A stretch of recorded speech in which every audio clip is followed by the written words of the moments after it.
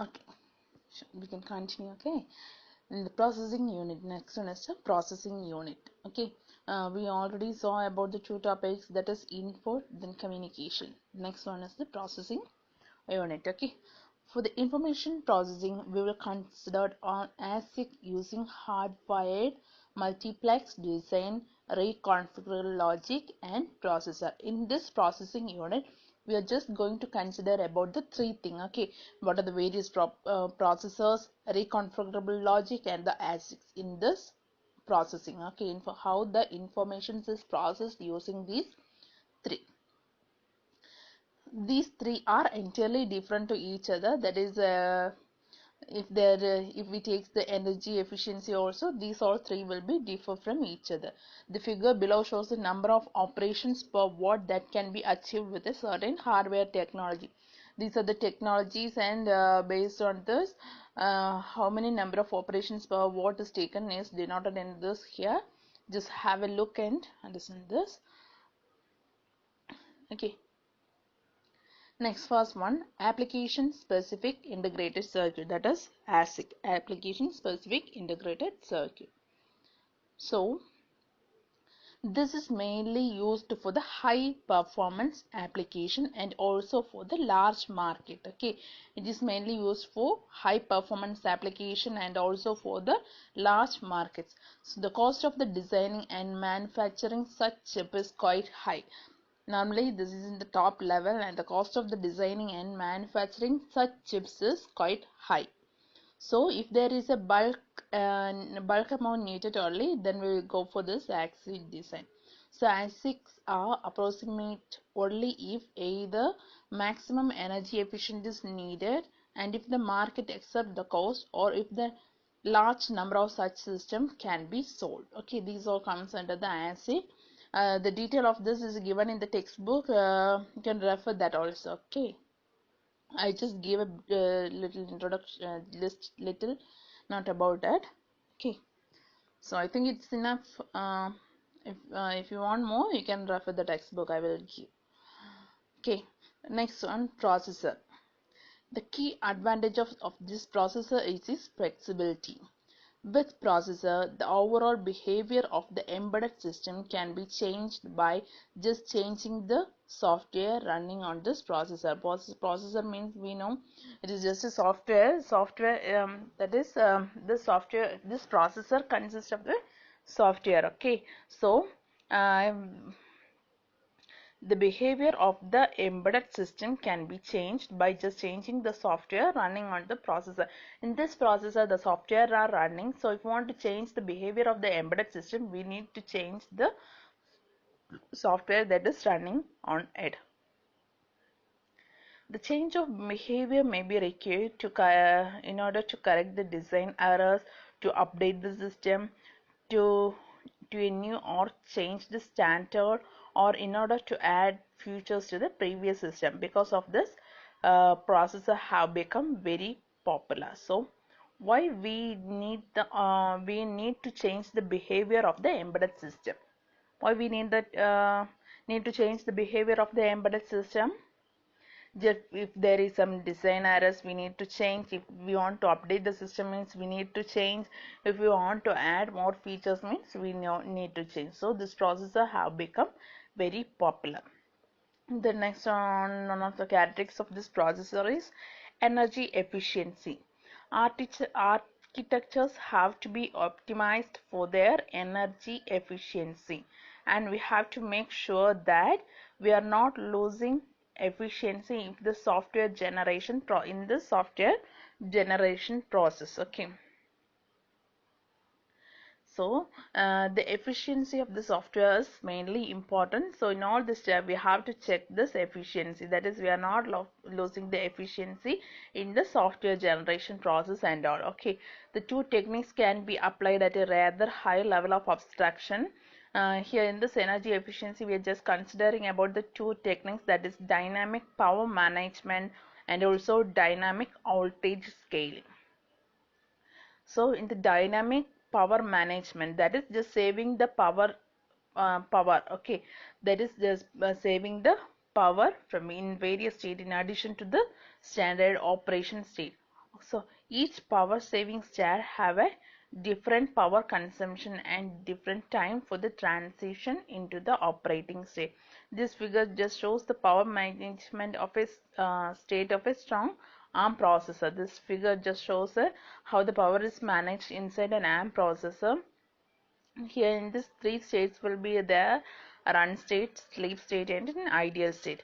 The processor is fully operational in the run state. Okay, in the run state it is fully it is fully operational, and in ideal state it just monitor the interrupted inputs, and in sleep state all on chip activity is shut down. So the large difference in the power consumption is between the sleep state and the other state, and now also large delay for the transition from sleep to run state is there. Okay, so this is an example of the ARM processor. Okay, how the power management is taken place in this ARM processor. Okay, then dynamic voltage scaling. This approach exploits the fact that the energy consumption of CMOS processor increase quadratically with the supply voltage. That is, here if the voltage increases, the energy consumption will also increases. That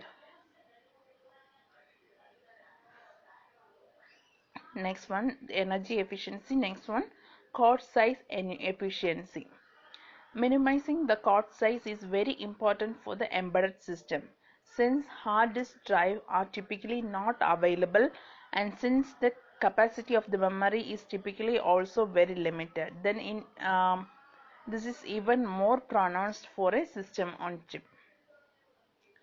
In this, in the code size efficiency for this system on chip design, the memory and the processor are implemented on the same chip.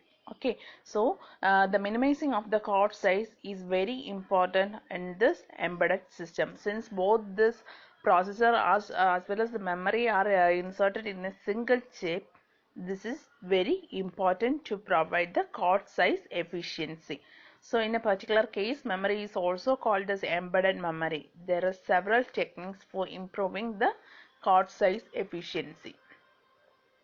That is, this machine's compression techniques. The figure shows the decompression of the compressed.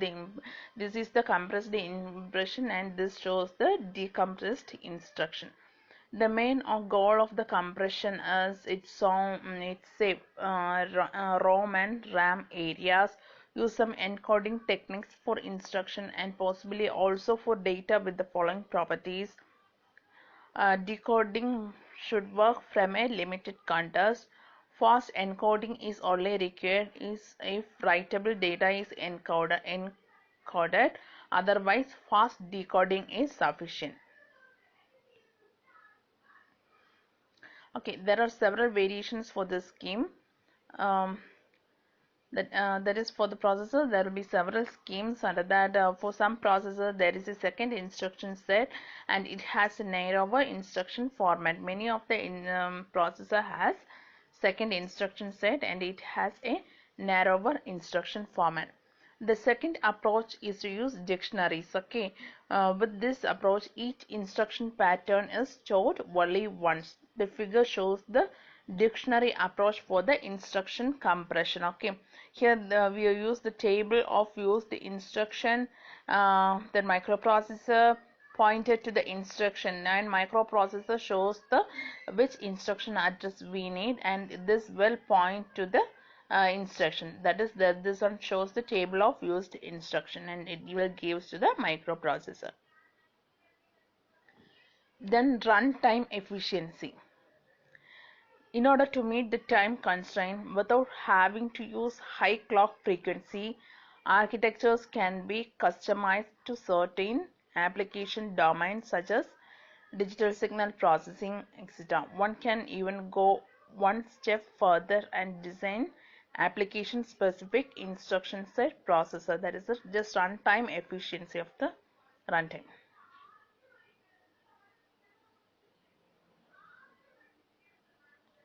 So first one, DSP processor.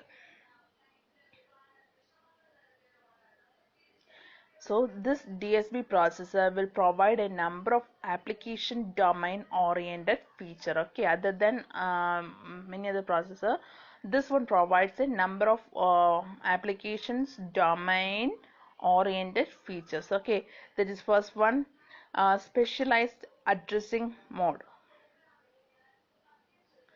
So in this, the address can be incremented and decremented until the first or last element of the buffer is reached.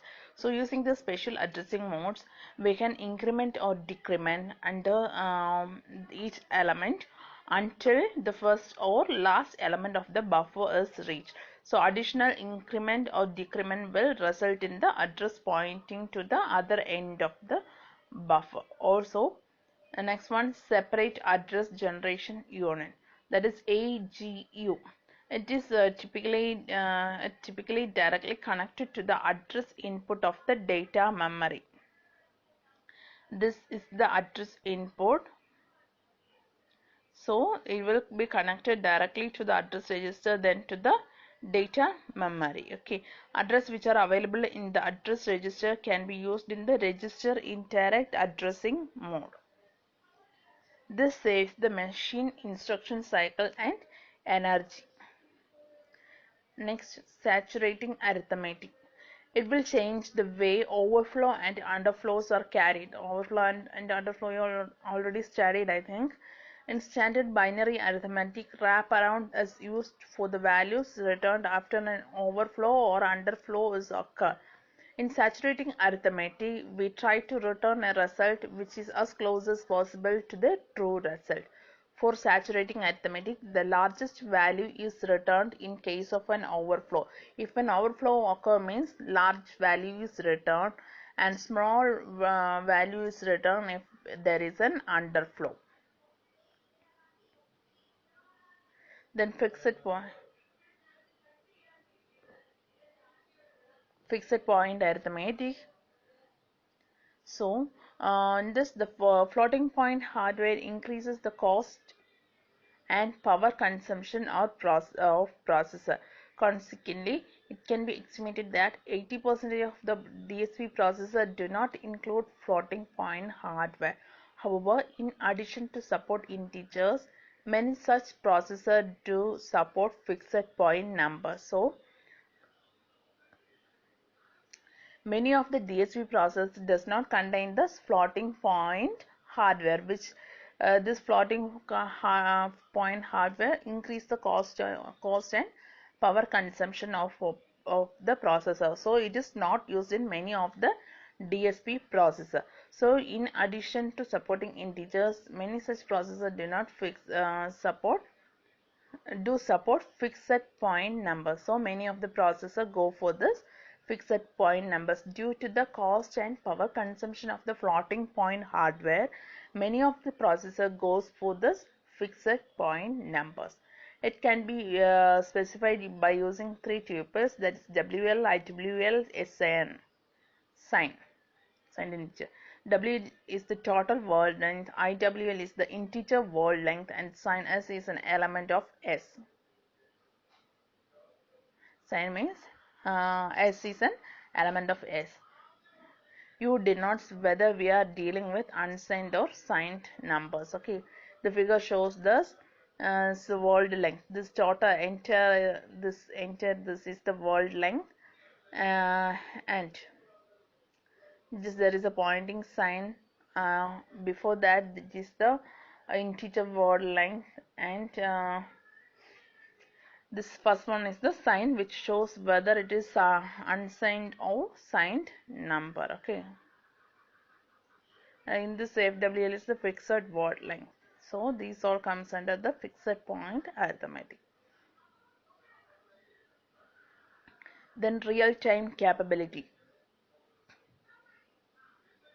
Some of the features of the modern processors used in PC are designed to improve the average execution time of the program. Okay, in many cases it is difficult and is not possible to formally verify that they improve the worst case execution time. In such cases, it is better not to implement these features. As in many of the cases, uh, we are not able to verify the worst case execution time that we will study in the next sessions. So in such cases, it is better not to implement these all of the features. Okay.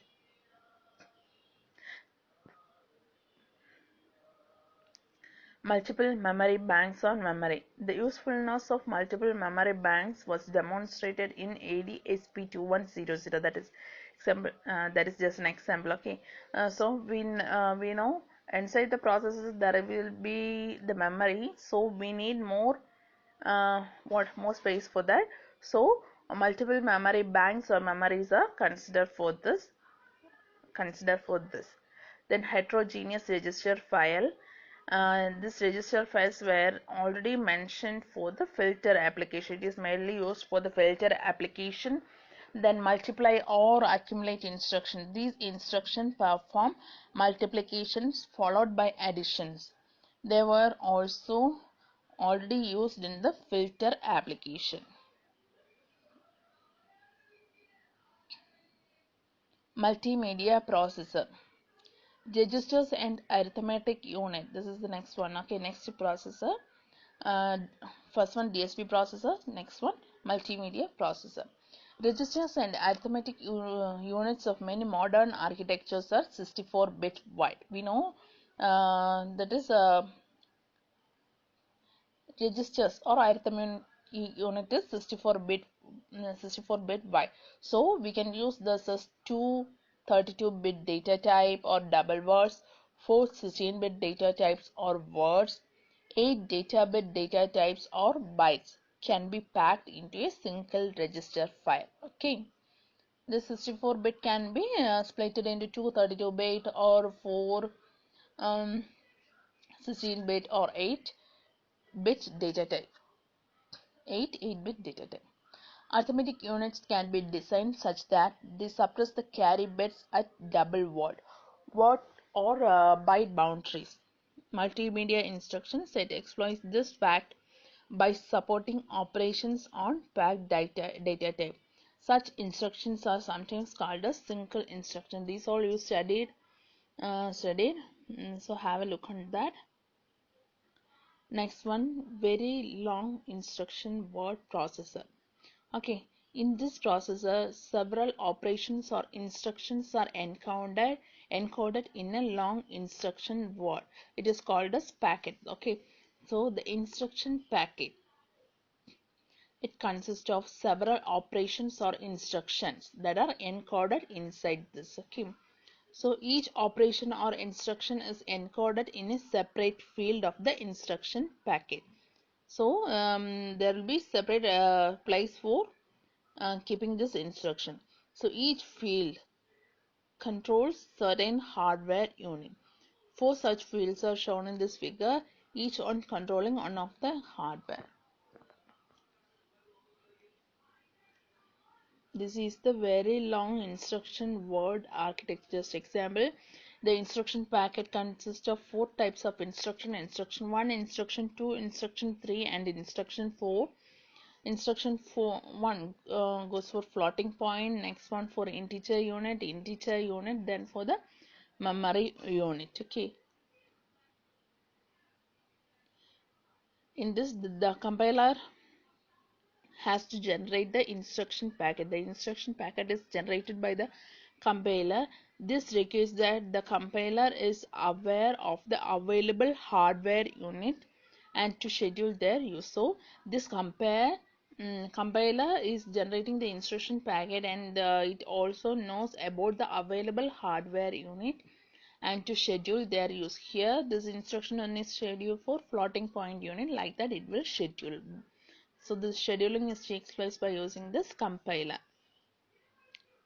The instruction field must be present regardless of whether or not the corresponding functional unit is actually used in certain instruction types. Just have a look. Okay, next under that there are many types of register files. First one is partition register files. So in the implementing the register files for VLIW and EPIC processor is far from trivial due to the large number of operations that can be performed in parallel. large number of register access has to be provided in parallel. So we are not using a small type of instruction, we are using some large number of operations are performing. So we need we are performing it in parallel. A large number of registers are connected in parallel. So we need a large number of ports required. However, the delay, size and energy consumption of the register files increases with the number of ports.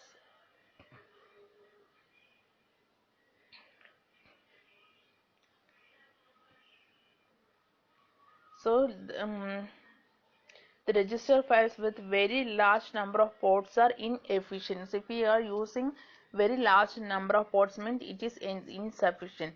So this is partitioned into register files.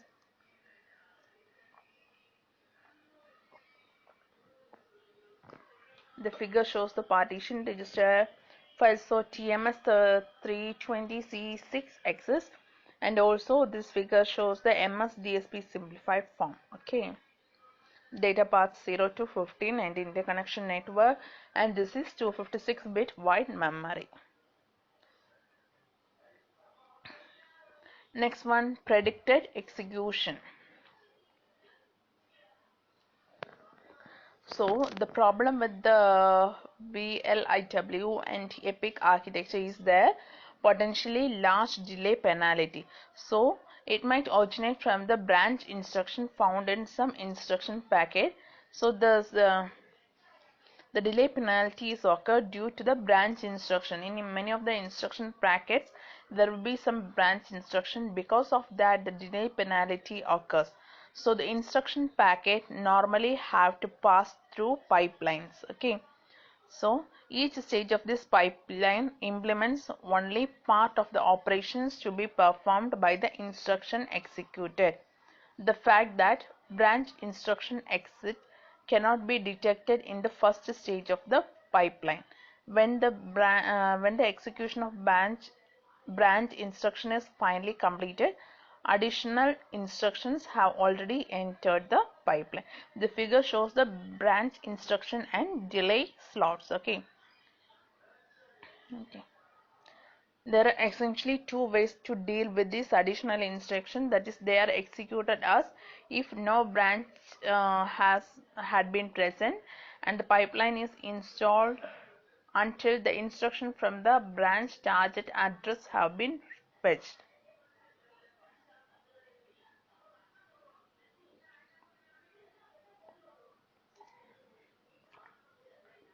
So if there is no branch means um, the efficiency of the system will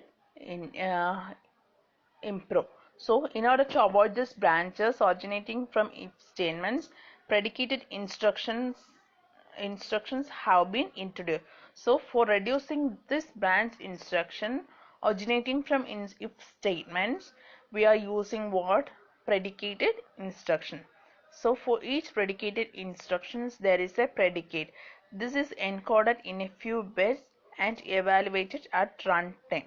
If the result is true, the instruction is executed, and otherwise it is efficiently turned into no operation. Okay.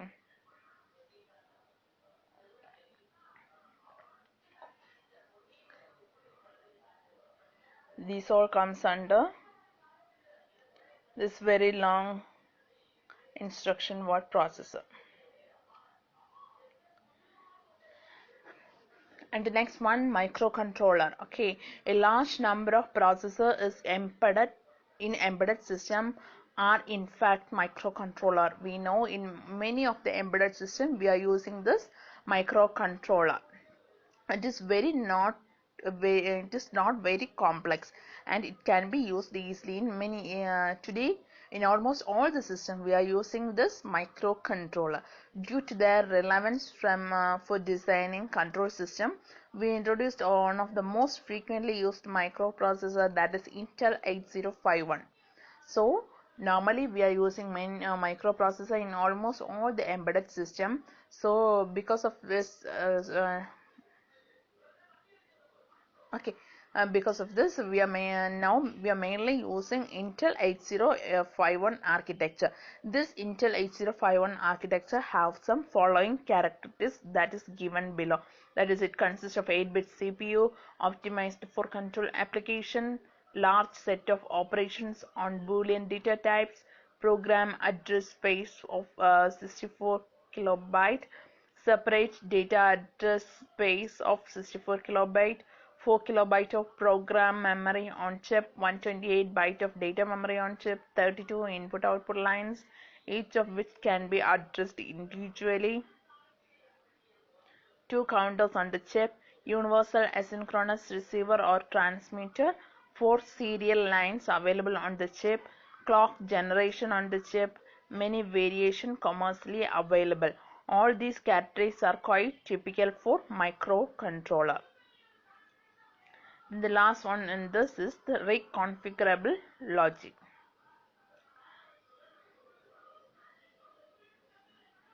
So this reconfigurable logic provides a solution if the algorithm can be efficiently implemented in custom hardware. It can be almost as fast as special purpose hardware. In contrast to the special purpose hardware, the performed functions can be changed by using configuration data. So it provides a solution if the arithmetic can be efficiently implemented in customs hardware. Due to these properties, reconfigurable logic find application in fast prototyping and low volume application. It is mainly used in fast prototyping and low volume application. So the reconfigurable hardware typically includes RAM to store configurations during normal operation of the hardware. Such RAM is normally volatile. Therefore, the configuration data must be copied into the configuration RAM at power up. Okay, and this there is on topic field programmable gate array. It is the most common form of reconfigurable hardware. You know where we are using this field programmable gate array and why we are using this. As the name indicates, such devices are programmable in the field. Furthermore, they consist of array or processing element. We know that we all studied in the BTech. Okay, so this field programmable gate array. The figure shows the floor plan of one type of FPGA. Okay, have a look on this. Okay, we all finished. What are the things we finished? This we finished input, then communication, then processor. Next is the memory. Okay, so data, program and FPGA configuration must be stored in some kind of memory. This must be done in an efficient way. Efficient means runtime, code size and energy efficient. We know all these data are stored in memory. So if we are storing this in memory, it must be efficient. Okay, that is there will be runtime efficiency, code time efficiency, energy efficient. So code time efficiency requires a good compiler and can be improved with the code compression. So memory hierarchies can be exploited in order to achieve a good runtime and energy efficiency. As we seen earlier, we know this memory as well as the processor is inside in a single chip. So we need some efficiency in this. For that purpose, we are using all these. Okay. The underlying reason is that large memories require more energy per access and are also slower than small memories.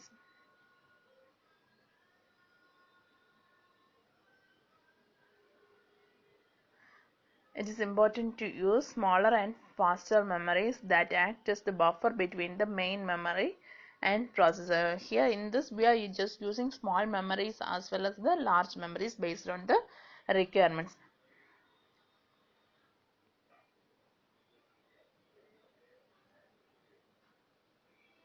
A combination of small memories containing frequently used data and instruction and a large memory containing the remaining data and instruction uh, instructions is generally also more energy efficient than a single large memory. That is, a group of small memories energy efficient comparing to the large memories.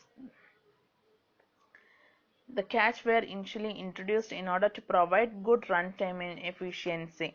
Access to the cache or access to the small memories and therefore may require less energy per access than the large memory. So we know we are using a number of small memories, so we require less energy to consume on first this small memory. So after the first small memory is used, we are going for the next, so we just requires a less amount of energy.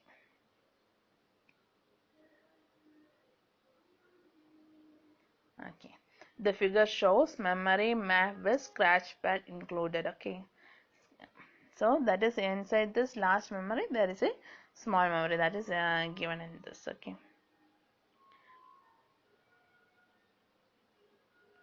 that is as we seen in the last figure, the small memories can be mapped into the address space. Such memories are called scratchpad memories.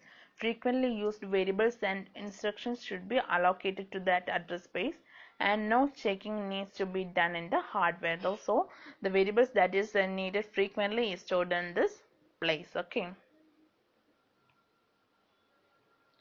For a two-way set associated cache, the two values differ by a factor of about 3. The okay, that you just read it. Okay, that is just memory. Then output. There are output. Okay, output device of the embedded system include display. Display technology is an area which is extremely important. Okay, display, that is the displaying the output of the this techniques. Okay, so next one is no, normally we are using the organic display are emitting light and can be fabricated with very high density. In contrast to LCD display, they do not need backlight and polarizing filter. Major changes are therefore expected in this market. Next, electromechanical devices. They influence the environment through motors and other electromechanical activities. Okay.